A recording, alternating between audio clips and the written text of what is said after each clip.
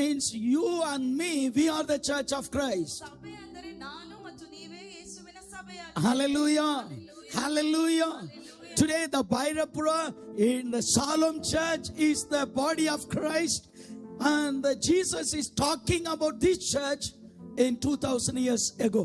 ಭೈರಪುರದಲ್ಲಿರುವಂತ ಈ ಶಾಲೋಮ್ ಸಭೆಯ ಕುರಿತಾಗಿ 2000 ವರ್ಷಗಳ ಹಿಂದೆ ಯೇಸು ಸ್ವಾಮಿ ಮಾತನಾಡಿದನು. Hallelujah. Hallelujah. Amen.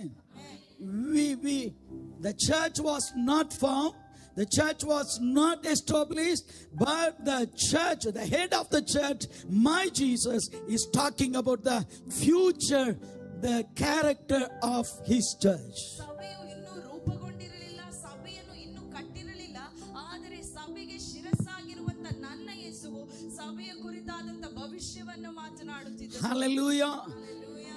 அது எதை சொல்லுகிறது என்றால், நான் பிறப்பதற்கு முன்பாகவே என்னுடைய எதிர்காலத்தை ஆண்டவர் சொல்லுகிறார். ಅದನ್ನು ಏನು ಹೇಳುತ್ತದೆಂದರೆ, ನಾನು ಹುಟ್ಟುವುದಕ್ಕಿಂತ ಮುಂಚೆಗೆ ನನ್ನ ಭವಿಷ್ಯವನ್ನು ನನ್ನ ದೇವರು ಅರಿತಿದ್ದಾನೆ. Before I born, my master is talking about my future. ನಾನು ಹುಟ್ಟುವುದಕ್ಕಿಂತ ಮುಂಚೆಗೆ ನನ್ನ ಗುರುವು ನನ್ನ ಭವಿಷ್ಯದ ಕುರಿತಾಗಿ ಮಾತನಾಡುತ್ತಿದ್ದಾನೆ. Hallelujah.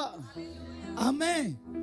If you understand this truth, then your life is going to be changed like anything. ನೀವು ಈ ಸತ್ಯವನ್ನು ಅರ್ಥ ಮಾಡಿಕೊಳ್ಳುವುದಾದರೆ ನಿಮ್ಮ ಜೀವನವು ಎಂದೂ ಇಲ್ಲದ ರೀತಿಯಲ್ಲಿ ಬದಲಾಗುತ್ತದೆ. This evening you have to understand you are the church.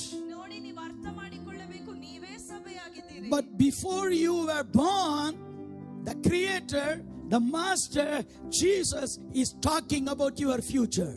ಆದರೆ ನೀವು ಹುಟ್ಟುವುದಕ್ಕಿಂತ ಮುಂಚೆ ಸೃಷ್ಟಿಕರ್ತನು ಯಜಮಾನನು ಆದ ಯೇಸು ಸ್ವಾಮಿ ನಿಮ್ಮ ಭವಿಷ್ಯದ ಕುರಿತಾಗಿ ಮಾತನಾಡುತ್ತಿದ್ದಾನೆ. Hallelujah. Hallelujah. What is your future? ನಿಮ್ಮ ಭವಿಷ್ಯವೇನು?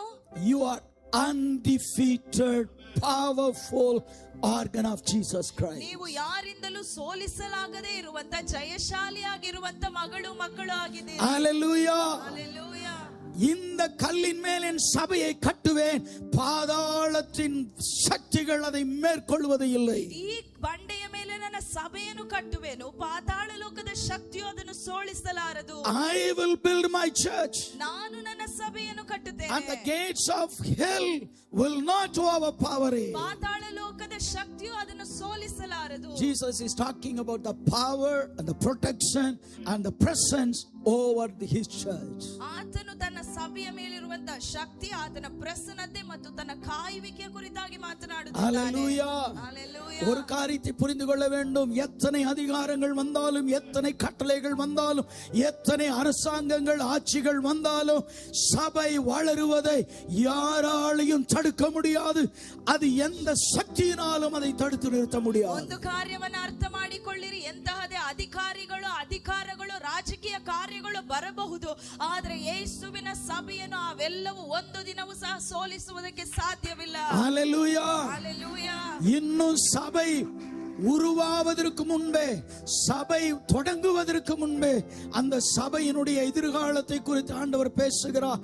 உன்னை தோற்கடிக்க ஒருவராலையும் முடியாது. ಇನ್ನು ಸಭೆಯು ರೂಪಿಸಲ್ಪಡುವುದಕ್ಕಿಂತ ಮುಂಚೆ, ಸಭೆಯು ಪ್ರಾರಂಭವಾಗುವುದಕ್ಕಿಂತ ಮುಂಚೆಯೇ ಯೇಸು ಸ್ವಾಮಿ ಸಭೆಯ ಭವಿಷ್ಯವನ್ನು ಮಾತನಾಡುತ್ತಿದ್ದಾನೆ. ಅದೇನೆಂದರೆ, ನಿನ್ನನ್ನು ಸೋಲಿಸುವುದಕ್ಕೆ ಯಾರಿಂದಲೂ ಸಾಧ್ಯವಿಲ್ಲ. Hallelujah. Hallelujah. அதனுடைய அர்த்தம் சபை ஜெயிக்கிற சபைதான். ಅದರ ಅರ್ಥವೇನು? ಸಭೆಯು ಜಯಿಸುವಂತ ಸಭೆಯಾಗಿದೆ. சபைக்கு தோல்வி இல்லை, ಸಭೆಗೆ ಸೋಲಿಲ್ಲ. ஆமென். ಆಮೆನ್. சபையை யாராலையும் ஜெயிக்க முடியாது. ಸಭೆಯನ್ನ ಸೋಲಿಸುವುದಕ್ಕೆ ಯಾರಿಂದಲೂ ಸಾಧ್ಯವಿಲ್ಲ. ஏன்னா சபைக்கு சிரசு இயேசு. ಯಾಕೆಂದರೆ ಸಭೆಗೆ ಶಿರಸ್ಸು ಆತನು ಯೇಸು சபை ಆಗಿದ್ದಾನೆ. வெறும் சரீரம் தான். ಸಭೆ ಬರೀ ಶರೀರವಷ್ಟೇ. அதனால் ஆண்டவர் சொல்கிறார், என்னுடைய சபையை நான் கட்டுவேன், பாதாளத்தின் வாசல்கள் அதை மேற்கொள்வதில்லை. ಹಾಗಾಗಿ ದೇವರು ಹೇಳುತ್ತಿದ್ದಾನೆ, ನನ್ನ ಸಭೆಯನ್ನು ನಾನು ಕಟ್ಟುವೆನು, ಪಾತಾಳ ಲೋಕದ ಶಕ್ತಿಯು ಅದನ್ನು ಜಯಿಸಲಾರದು. அதனால நாம சொல்லுவோம், ಹಾಗಾಗಿ ನಾವು ಹೇಳೋಣ, பிசாசே, ಸೈತಾನನೇ, நான் தனியா இல்ல. ನಾನೊಬ್ಬನೇ ಇಲ್ಲ. இந்த தேசத்துல சபை தனியா இல்ல. ಈ ದೇಶದಲ್ಲಿ ಸಭೆಯು ಒಬ್ಬಂಟಿಗವಾಗಿಲ್ಲ. Amen. In this great nation of India, church is not alone. Church is already united with Christ Jesus, because Jesus is the head of the church. Church is the body of Christ. ಇಂತಹ ದೊಡ್ಡ ದೇಶವಾಗಿರುವಂತ ಭಾರತದಲ್ಲಿ ಸಭೆಯು ಒಬ್ಬಂಟಿಗವಾಗಿಲ್ಲ ಅಥವಾ ಏಕಾಂತದಲ್ಲಿಲ್ಲ. ಸಭೆಯು ಈಗಾಗಲೇ ಕ್ರಿಸ್ತನ ಶರೀರ ಜೊತೆಗೆ ಅದು ಇಜ್ಜೋಡಾಗಿದೆ. ಯೇಸು ಸಭೆಯ ಜೊತೆಯಲ್ಲಿದ್ದಾನೆ. Hallelujah. Hallelujah. அதனால எல்லாரும் இப்படி பண்ணலாமா? சபையை யாராலையும் அசைக்க முடியாது. ಎಲ್ಲರೂ ಹೀಗೆ சபைಯನ್ನು ಯಾರು ಅಲುಗಾಡಿಸಲು ಸಾಧ್ಯವಿಲ್ಲ. ஆமா, கொஞ்சம் நல்லா பண்ணுங்க. சபை யாரும் அசைக்க முடியாது. ಚೆನ್ನಾಗಿ ಮಾಡಿರಿ. ಸಭೆಯನ್ನು ಯಾರು ಅಲುಗಾಡಿಸಲು ಸಾಧ್ಯವಿಲ್ಲ. ஏன்னா சபைக்கு வர்ற எல்லா வல்லமையும் அவரிடத்திலிருந்து வருகிறது. ಯಾಕಂದ್ರೆ ಸಭೆಗೆ ಬರುವಂತ ಎಲ್ಲ ಮಹಿಮೆಯು ಬಲವು ಆತನಿಂದ ಬರುವಂತದಾಗಿದೆ. Every power and every single signal is coming from the Jesus. ಸಭೆಗೆ ಬರುವಂತ ಎಲ್ಲ ಬಲವು, ಅದಕ್ಕೆ ಬರಬೇಕಾಗಿರುವಂತ ಎಲ್ಲ ಗುರಿ ದರ್ಶನಗಳು ಯೇಸುವಿನಿಂದ ಬರುವಂತದಾಗಿದೆ. அதனால இன்னைக்கு ராத்திரி இந்த சாயங்கால வேளையில இந்த டீனர் சிப்ராவுல இந்த ஷாலோம் பிரார்த்தனாலயவுல கூடி வந்திருக்கிற சபை உங்களை பார்த்து ஒரு காரியம் சொல்லுகிறேன். நீங்கள் தோற்று போகிறவர்கள் அல்ல. உங்களை தோற்கடிக்கிற ஒரு சக்தியும் இல்ல. நீங்க எப்பொழுதும் ஜெயிக்கிறவர்கள். ஜெயிப்பதற்காகவே நீங்கள் உருவாக்கப்பட்டிருக்கிறீர்கள். நீங்க ஜெயிப்பீங்க. உங்களுக்காக ஒரு வாக்குத்தத்தம் ஆண்டவர் நீங்க பிறப்பதற்கு முன்பாகவே ஆண்டவர் கொடுத்திருக்கிறார். ಹಾಗಾಗಿ ಪ್ರಿಯ ದೇವ ಜನರೇ, ಈ ಶಾಲೋಮ್ ಪ್ರಾರ್ಥನಾಲಯದಲ್ಲಿ ಕುಳಿತಿರುವಂತ ನಿಮ್ಮ ಪ್ರತಿಯೊಬ್ಬರನ್ನ ನೋಡಿ ಹೇಳುತ್ತೇನೆ, ನಿಮ್ಮನ್ನು ಸೋಲಿಸುವುದಕ್ಕೆ ಯಾವ ಮನುಷ್ಯನಿಂದಲೂ ಸಾಧ್ಯವಿಲ್ಲ. ನಿಮಗೆ ಜಯವನ್ನು ದೇವರೇ ಅನುಗ್ರಹಿಸಿ ಕೊಡುವವನಾಗಿದ್ದಾನೆ. ஹல்லேலூயா, ஹல்லேலூயா, ஹல்லேலூயா, ஹல்லேலೂಯಾ. ஆமென். எல்லாரும் எழுந்து நின்று நாம் ஒரு காரியம் செய்ய போகிறோம். ಎಲ್ಲರೂ ಎದ್ದು ನಿಂತು ಒಂದು ಕಾರ್ಯವನ್ನ ಮಾಡಲಿಕ್ಕಿದ್ದೇವೆ. நான் பிறப்பதற்கு முன்பாகவே எனக்காக ஒரு வாக்குத்தத்தம் இருக்கிறது. ನಾನು ಹುಟ್ಟುವುದಕ್ಕಿಂತ ಮುಂಚೆಯೇ ನನಗಾಗಿ ಒಂದು ವಾಗ್ದಾನ. அப்படின்னா சபை பிறப்பதற்கு முன்பாகவே சபைக்கு ஒரு வாக்குத்தத்தம் இருக்கிறது. ಅಂದರೆ ಸಭೆ ಹುಟ್ಟುವುದಕ್ಕಿಂತ ಮುಂಚೆಯೇ ಸಭೆಗೆ ಒಂದು ವಾಗ್ದಾನವಿತ್ತು. என்ன வாக்குத்தத்தம்? ಏನು ವಾಗ್ದಾನ? நீ ஜெயிப்பாய், ನೀನು ಜಯಿಸುತ್ತಿ, நீ ஜெயிப்பாய், ನೀನು ಜಯಿಸುತ್ತಿ, நீ ஜெயிப்பாய், ನೀನು ಜಯಿಸುತ್ತಿ. நீ ஒரு நாளும் தோற்று போக மாட்டாய். ನೀನು ಒಂದು ದಿನವೂ ಸೋಲನ್ನು ಅನುಭವಿಸುವುದಿಲ್ಲ. Amen. Amen. You have been called for won the battle. You are not defeated, for you will overcome every battle.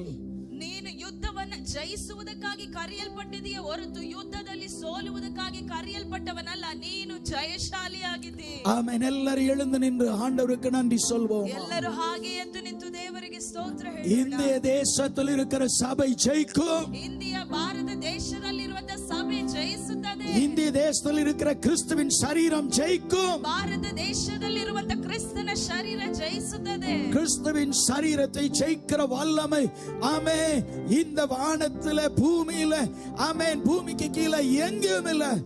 எல்லா வல்லமைகளும் நிர்மூலமாகும். சபை ஜெயித்துக் கொண்டே இருக்கும். ಕ್ರಿಸ್ತನ ಶರೀರವೆಂಬ ಸಭೆಯನ್ನು ಸೋಲಿಸುವಂತ ಆಕಾಶದ ಕೆಳಗಾಗಲಿ ಭೂಮಿಯ ಮೇಲೆ